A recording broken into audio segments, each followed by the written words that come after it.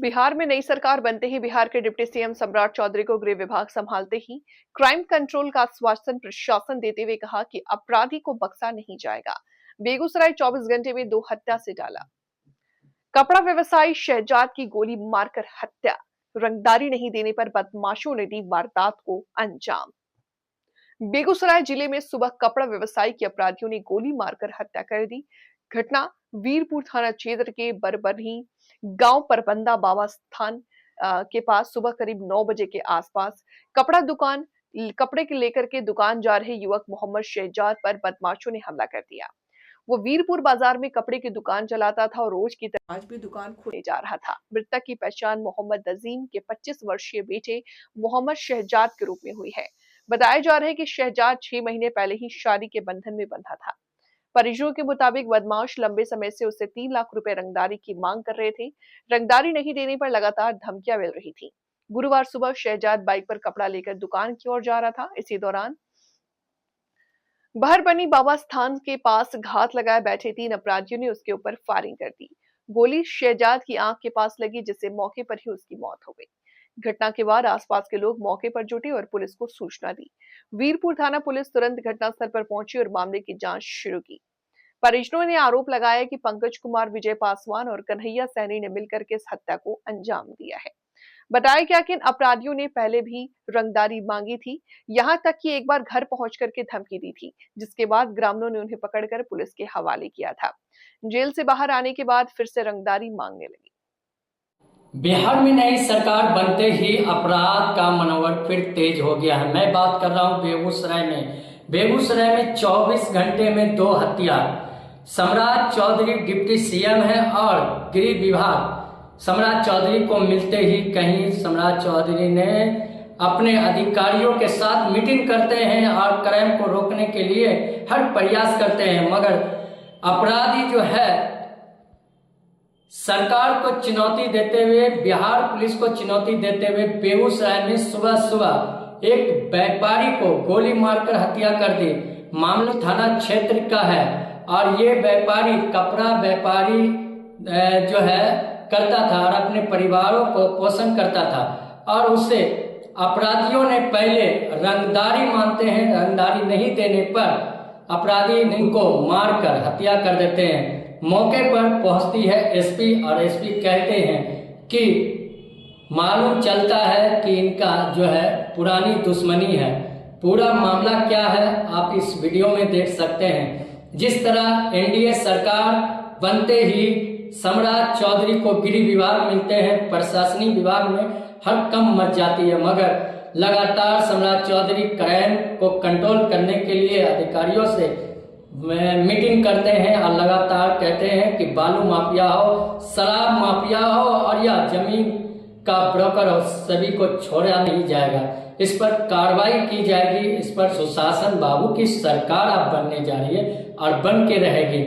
जिस तरह अगली बार आपने सुना कि जंगल राज बोलते थे लालू यादव के राज, वही जंगल राज का आज जो है नमूना बेगूसराय में देखने को मिला।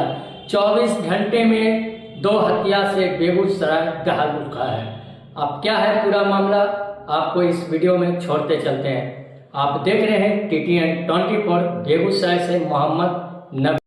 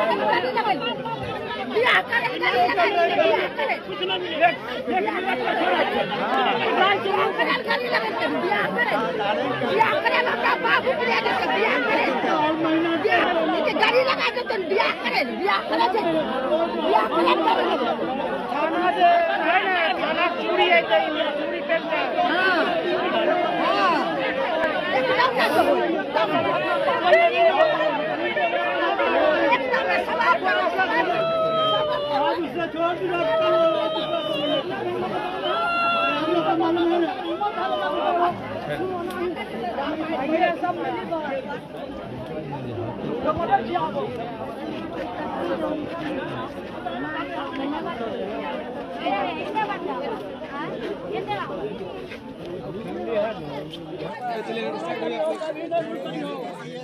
भूल न करियो, ये बना दो,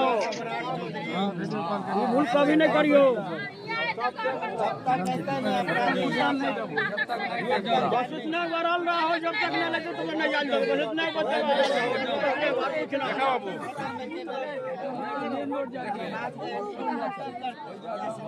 काम नहीं था।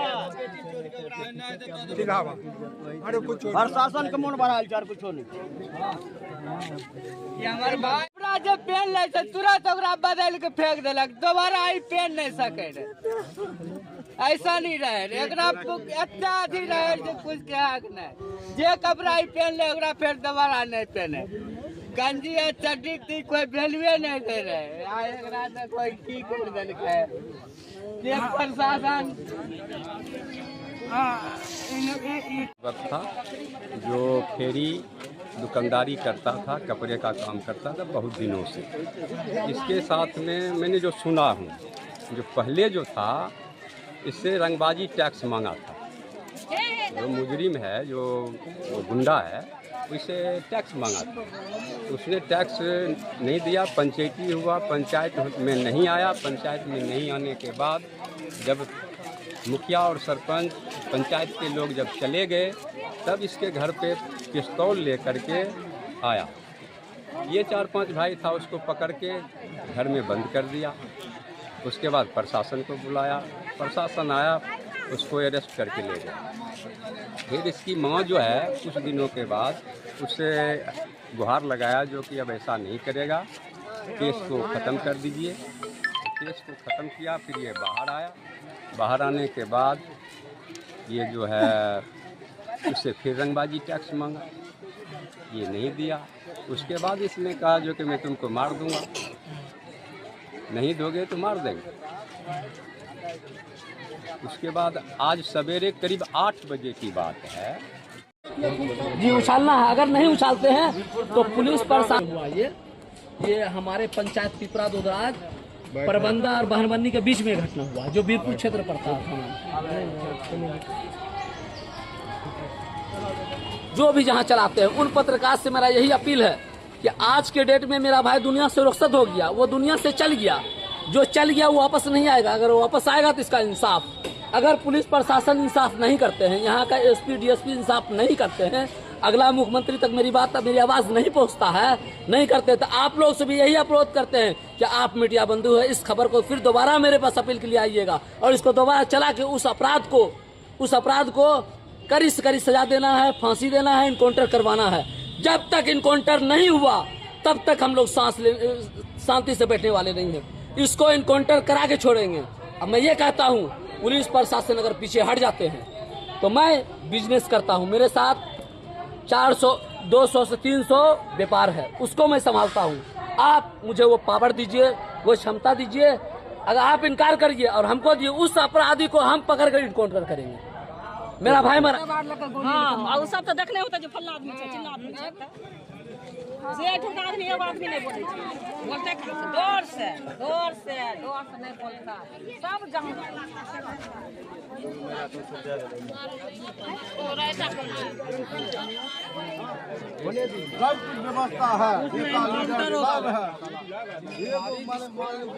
पश्चिम बंगाल में जब ममता हुकूमत आई, आस्ते आस्ते को सबको उठा लिया। कौन रंगदार था वो उठा लिया, वो पारा कर ऐसा के भेटनर रंगबाज था उस एरिया का उमर, जो राजीव गांधी के साथ में रहने वाला रंगदार था, उसको भी ममता बनर्जी जो है दिया पास करवाया।